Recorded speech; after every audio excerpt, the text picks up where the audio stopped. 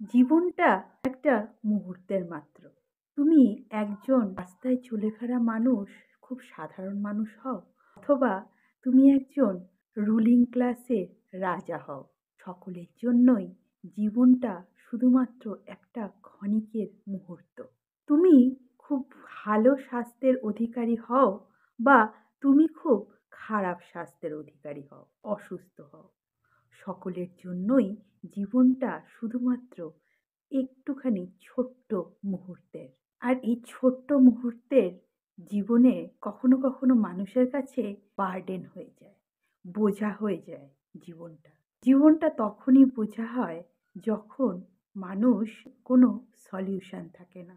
জীবনটাকে বোঝা না করার সলিউশন একটাই, তা হলো ভগবানের প্রতি বিশ্বাস। যে কোনো ধর্ম, যে কোনো রিলিজিয়ান থেকেই বিলং করো না কেন, আলটিমেট ডিভিনিটির কাছে ডিভোশনই হলো জীবনকে বোঝা থেকে মুক্ত হয়ে জীবনে চির আনন্দের অনুভূতি পাওয়া। এই মনোভাবটি স্বামী বিবেকানন্দের। তিনি তার বই মাই মাস্টারে এই বক্তব্যটি করেছেন। বিবেকানন্দর মতো দার্শনিক বুঝিয়ে দিয়ে গেছেন, ভালো থাকতে হলে ভগবানকে বিশ্বাস করতে হবে। ভগবানে বিশ্বাস মানে ভগবানে ডিভোশন, ভক্তি। এই ভক্তিভাব মানুষের মধ্যে পজিটিভিটির সঞ্চার করে। যেসব মানুষের জীবনে ভগবানের প্রতি ভক্তি নেই, তাদের মধ্যে অবশ্যই প্রচুর নেগেটিভিটির সঞ্চার রয়েছে।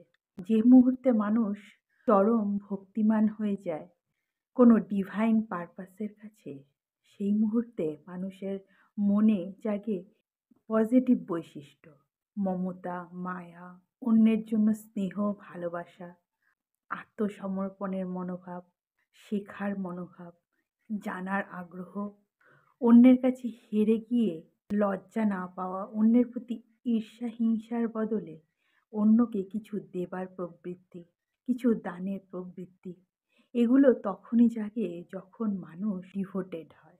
আপনি যখন ডিভোটেড হবেন তখনই এগুলি সম্ভব। যে মুহূর্তে মানুষ ভক্তি থেকে দূরে যায়, কোনো ডিভাইন পারপাস বা কোনো সুপ্রিম পাওয়ারের কাছে আত্মসমর্পণের মনোভাব থাকে না, সেই মুহূর্তে মানুষ আত্মহননকে ভয় পায় না, অন্যকে ঈর্ষা করতে ভয় পায় না, হিংসা করতে ভয় পায় না। মানুষ অন্যের মধ্যে দোষ খুঁজে বের করতে শুরু করে, মানুষ অস্বাস্থ্যকর পরিবেশ তৈরি করে, মানুষ অন্যের সাথে লড়াই করতে ঝুঁকা হয় না।